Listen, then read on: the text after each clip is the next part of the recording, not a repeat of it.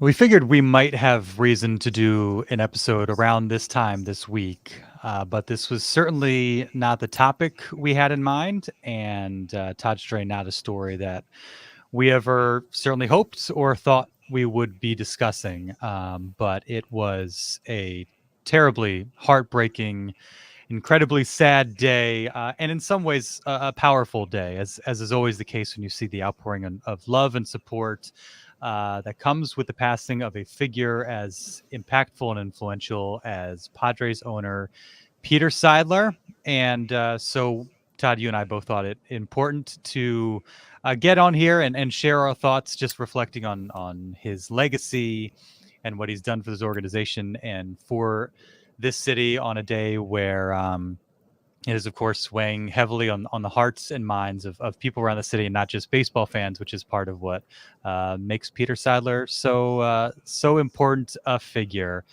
Thanks for doing this, Todd. You were out there at Petco Park, where they set up the memorial this afternoon and gave people a chance to kind of pay their respects. Let's start with that. What was the scene out there like today? Well, very emotional, like the whole day, as you said, whether it was on social media, on talk radio, or in person out at the makeshift memorial. A lot of emotions concerning Peter Seidler's passing. And I think it was emotional because, as you touched on in the intro, he was more than a sports owner. However, he did it. He did it a lot of ways, and I know we'll get into it. But he impacted this community more than just owning the Padres. His connection to San Diego went beyond this team. And many fans felt a very personal connection to him, whether it was through projects he was involved in or one-on-one reactions with Peter out at the ballpark or in the community. And a lot of those came through today. So it was just a steady stream of Padre fans showing up, and then people who just knew Peter and respected him showing up. A lot of Padre jerseys, a lot of flowers, some tears, and just a moment to honor Peter for everyone out there and to say thank you, really. There's these lines that kind of come to mind that you hear often, but like truly a man of the people, truly one of a kind. And, you can have great owners in a variety of different ways. I don't know that you'll ever come across an owner that was great in the specific way that Peter Seidler was great. In Mm-hmm. just the way he transformed the perception around how a baseball team in a market the size of San Diego can conduct business.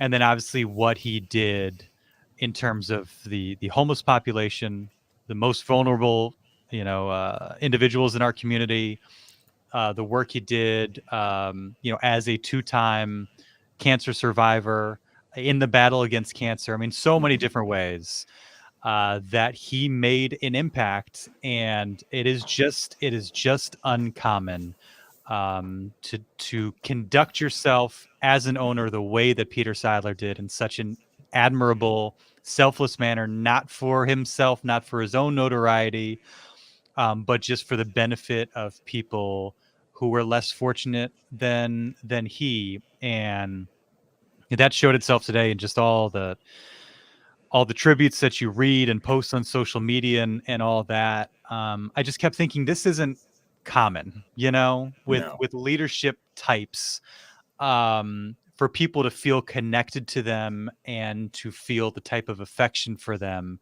Because you often see an individual up in the box, you know, Mm-hmm.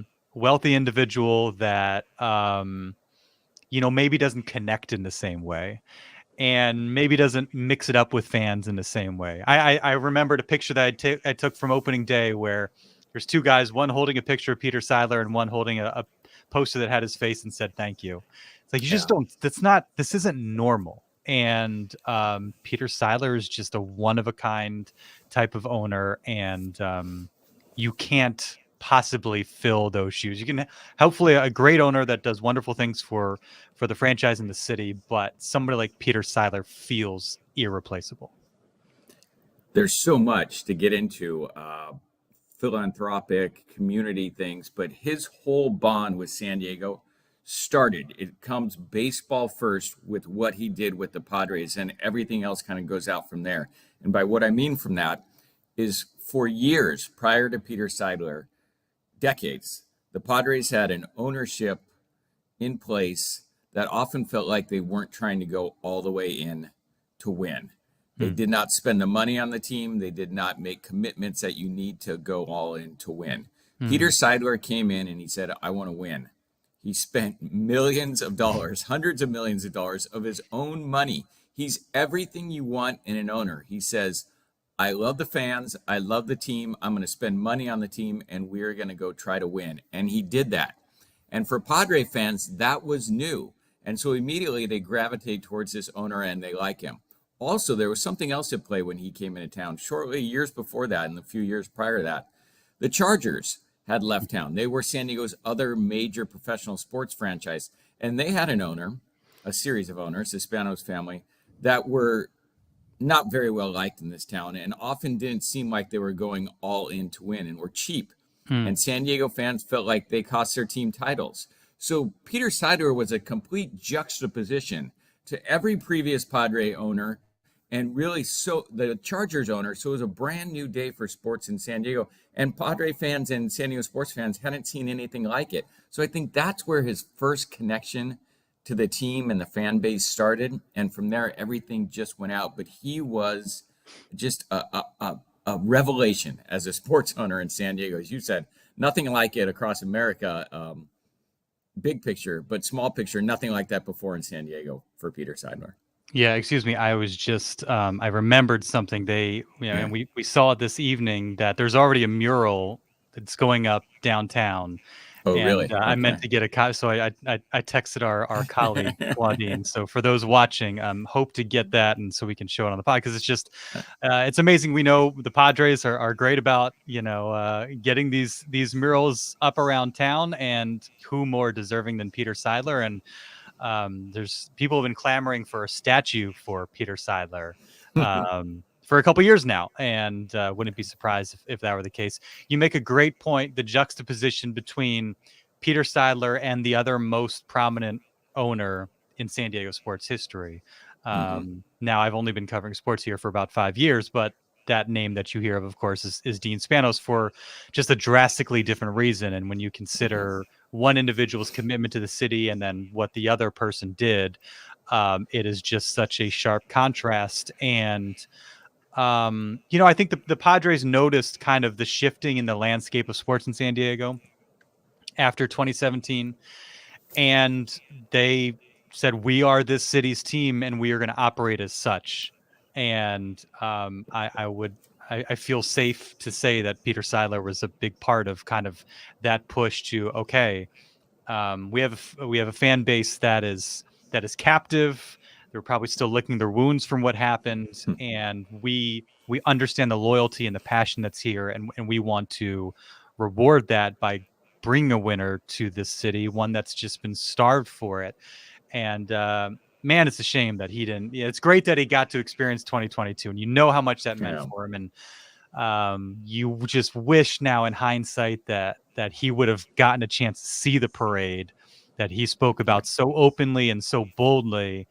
And man, if you're looking for any sort of motivation going into this season, it is that, to honor his legacy in the best way possible, the way he would have wanted, and that's to give this city a reason to celebrate a champion, because that was it for him. It wasn't about his financial well-being. It wasn't about his stature or anything like that. He just wanted so desperately for this city to celebrate that, and to deliver that, and to bring a team and a franchise that we all could be really, really proud of. Yeah, his famous line was, "You can't take the money with you," right? So he he spent it, and he spent it well on the Padres. Also, a lot of owners talk about, going out and meeting and greeting fans and seeing them around. But Peter Seidler did more than that. That came up out at the memorial today. Countless fans who I talked to, they all said, I had an interaction with Peter Seidler in the ballpark. Like he came up and he talked to me and he asked me questions. And it wasn't just like some glad handing and moving on to the next person. It was an extended conversation, and he thanked them and he asked some questions and some real connections with fans, whether it took place at the ballpark or spring training or wherever you would run into them. And that, as you said, is just unheard of.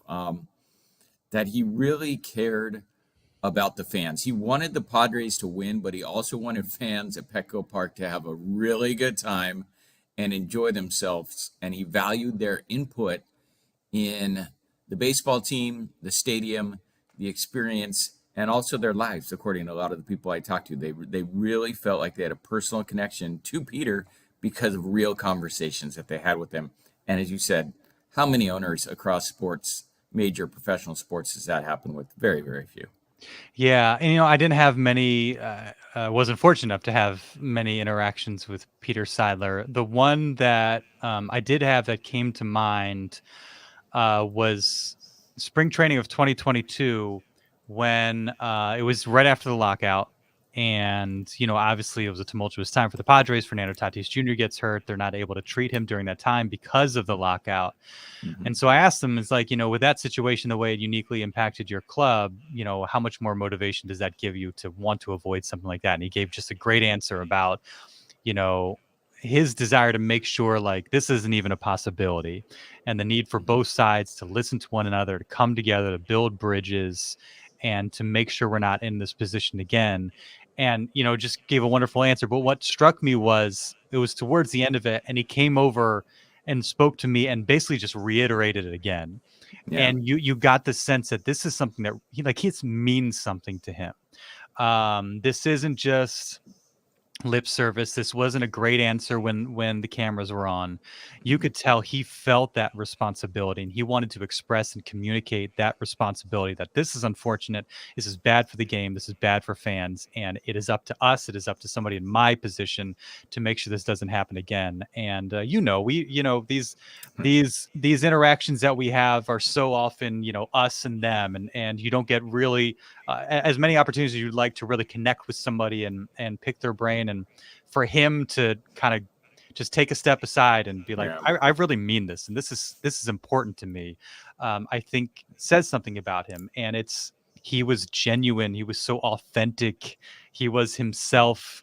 And he wanted this as bad as anybody, and just went about it the right way, and flew in the face of the conventions in the game, and earned some criticism, and earned some detractors as a result, but really put so many owners to shame, because he pulled the veil back and was like, Yeah. what, it's not how they lead you to believe it is. Yeah. There, you can buy, you can go for it, you can invest, and you will be rewarded. And sure, what happened this year, and kind of them maybe having to take a step back financially, but they at least went to the top and said, okay, this is what it looks like, this is what we can do.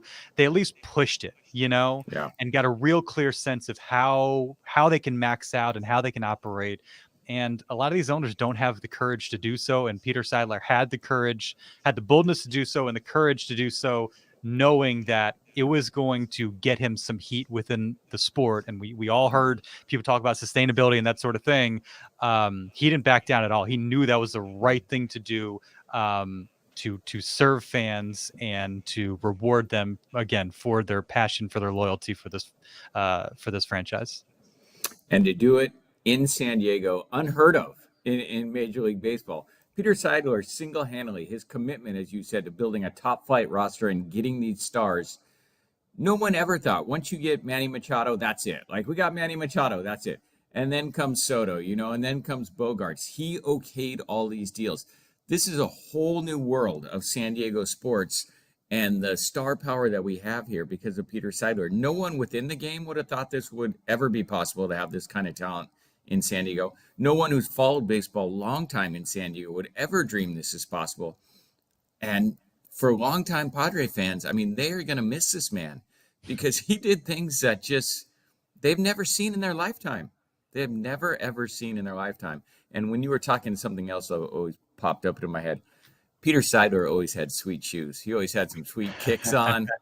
He had the newest Nikes with a lot of bounce. He always had he had a good shoe game. So He did. That's He another did. positive.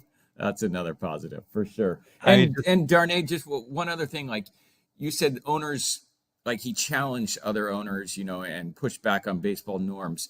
But you see a lot of owners reaching out and organizations reaching out and expressing their condolences, but also some words that allow you to think that they acknowledge that he went for it, that he did it, and he pushed their boundaries a little bit further, and definitely pushed the Padres' boundaries further than many in baseball thought anyone could ever push them.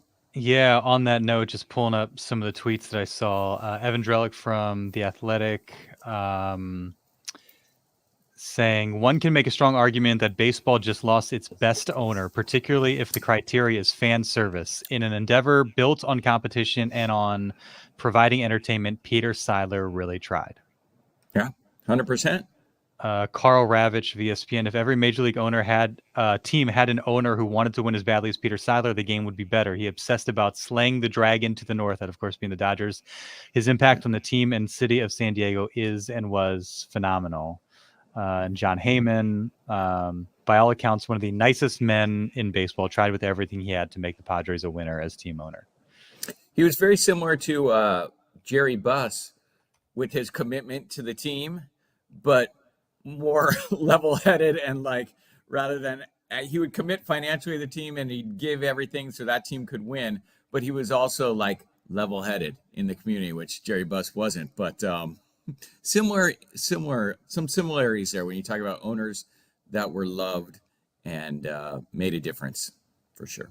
Yeah, pretty incredible. Yeah, it's such an enormous loss for the franchise, for the sport, and obviously for the city. And again, an owner that's going on walks late at night, around a tough part of town. We were, well aware of the unhoused population and everything that's going on around the city, and to go out there and get a feel for it and understand people and understand the situation and what needs to be done, and to lead others. I remembered, our Catherine Garcia had a great interview with him earlier this year discussing just that, his work with the homeless. And I remembered Craig Stammen won the Roberto Clemente Award largely because of his work with the homeless and going out on game days, providing water, having discussion, that sort of thing. I got to think that stemmed from conversations, interactions with Peter Seidler, the influence of Peter Seidler, and how many influential leadership types are invested in that situation because somebody at the top, somebody as influential as Peter Seidler did lead the way.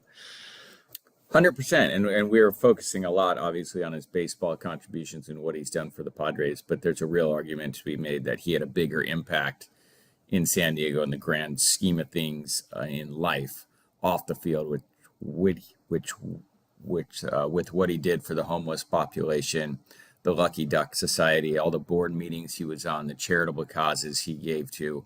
His impact there is going to be missed, and it's going to be felt. What he did in his short time here in San Diego is going to be felt for years to come. He made a real difference in San Diego and the lives of many people here, for sure. Let me see if I can.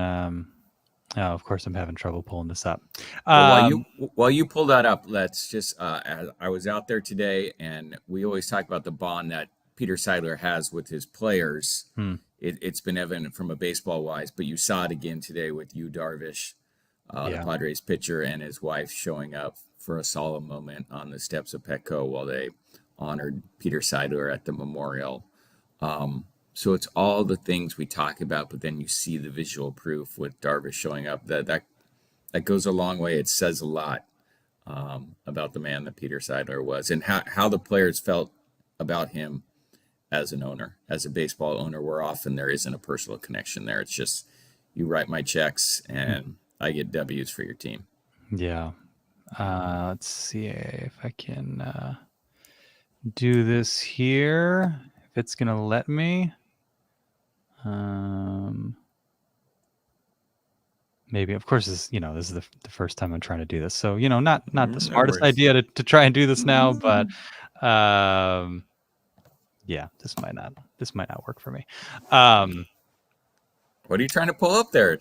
What do I was trying what to do pull you up a got? picture of Peter Seidler, and here we go. This is. Do we have this? Yeah, there we go. Mm. So So there's that's a mural. this is the mural that they were Okay. it looks like it's still in progress Yeah. when this picture was taken. There's another angle Yeah. there Uh, with it looks like those are the ground floor mural folks. where is that? Do you know? That was, I want to say, I think they said Kettner and B, All right. if I'm not mistaken. So somewhere in the downtown area, not quite, I think Kettner and Little Italy, but I think not quite Little Italy proper, so to speak. But that will be a popular Yeah. destination, no question. They will be opening Petco Park again 6 a.m. on Wednesday, Yeah. so that people can continue to gather. How did you see the memorial kind of grow? We saw you when you were out Yeah. there. We saw pictures and video. I got to think over time there's going to be a pretty impressive collection of tributes and flowers and cards and that sort of thing. In the afternoon, it was a steady stream. 2, 3, 4 people, and then they would leave. 2, 3, 4 would come in.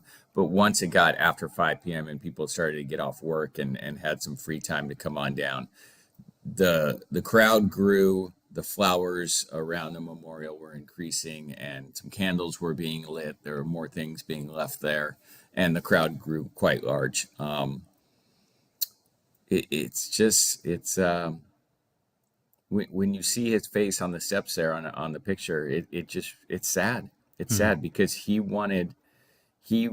he made that place electric in the last few years, and he wanted to see the payoff, and they got so close the previous, not last season, but the season before that, and he did all he can Yeah. to deliver that world championship, and he tried, that's for sure. No doubt.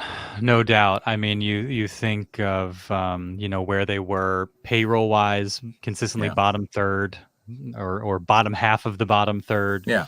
to being in top five in last handful of years. I think top three this past Hmm. season, and then just blowing away their attendance record. Over 3 million, I believe, for the first time, and 60 plus sellouts and 81 games or whatever it was.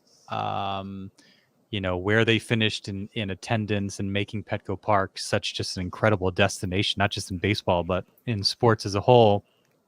And even in a year where the team struggled because of the environment, the atmosphere, that was the thing to do. Like, go to Petco Yeah. Park, go to a Padres game, put on your brown, put on your City Connects, just soak in that environment and know that you're going to see great baseball players. You're going to see like Hall of Fame, all-star type talent.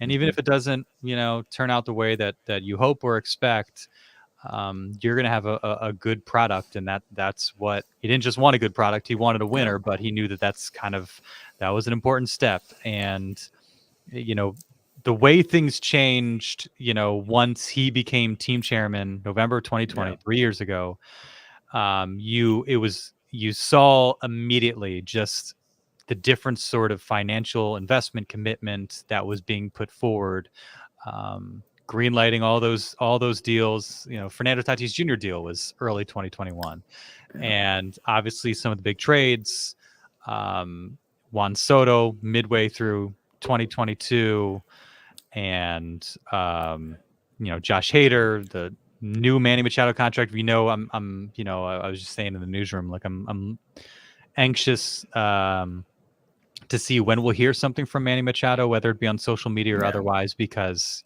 what was one of the most common images you saw today? It was Peter Seidler with his arm around Manny Yeah. Machado, Yeah. and those two had a really meaningful connection, and that was probably part of the reason why Manny's deal got done when it did last year.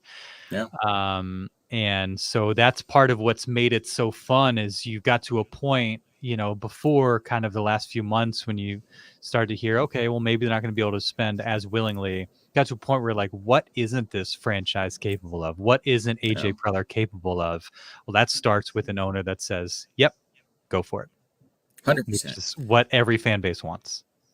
And when you take away all the stuff, like take away all the baseball stuff, take away the wins and losses, take away the, what he built here in San Diego baseball wise and humanitarian wise, and you just strip it down to relationships, personal relationships. That's often how you judge the value of a person, value of your life, how meaningful it is. Peter Seidler had meaningful relationships with seemingly everyone he came across, whether it was his players, you mentioned Manny Machado, they had a deep connection. AJ Preller, a lot of people don't like AJ Preller and wanted to run this team, but Peter Seidler believed in him. They had a different relationship. It was a personal relationship as well. It goes with Eric Grubner. It goes with the fans. It goes with a lot of the people in the charitable world. He had real valuable personal relationships that went both ways. It wasn't just him. It was those people giving to him. And those relationships, it's cliche to say, but that's bigger than life. But that's what life is about making valuable relationships. And Peter Seidler was a guy who had so many valuable relationships at all levels of baseball operations, life operations, and San Diego operations. And that speaks to kind of the man he is, I think, or was. Yeah, I also saw a quote from his when he was asked about Fernando Tatis Jr., before this spring, after the injuries, after the PD, and just the graciousness, the grace that he offered up Fernando Tatis Jr., understanding that, people make mistakes in their 20s, and we have faith in him, and we trust in him, and believe in him, and, you could see how an owner would be miffed that, we invested so much in you, and this is what you do. That wasn't the approach he took. It's again, that graciousness, that kindness, seeing the best in people. It is a rare quality, but it's the type of quality that makes you a special individual, and that's who Peter Seidler is. The baseball part, obviously not the most important part, but we've, as I referenced off the top, we expected to be talking about a new manager at some point, and my understanding is that will not be the case this week, that they're just going to kind of take time to let everybody grieve within and outside of the organization, the fan base. And so maybe that, we've been kind of hemming and hawing, like wondering why this is taking so long. And, you can't help but wonder, is this part of the reason why? Do they have a feeling that this was coming and say, what, we probably need to just kind of hold off for the time being. And so that will settle itself when it does. Seems silly now how much attention we give to it and how much we worry about it, when something like this happens today, and it puts everything in perspective. So that'll be a story and a conversation for another day, but the rest of this week, Wednesday on, obviously devoted to Peter Seidler and just the impact and the legacy that he'll leave in the city and around this franchise. Yeah, and so many sports owners come and go, and when they're gone, they're forgotten. But I have a feeling that Peter Seidler's legacy in San Diego and what he meant here will live on for a long, long time. And that's something to be proud of for sure.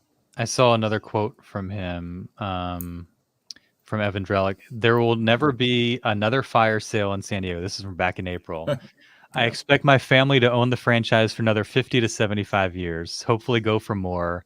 I'll talk from the grave. And that was at the SBJ World Congress of Sports.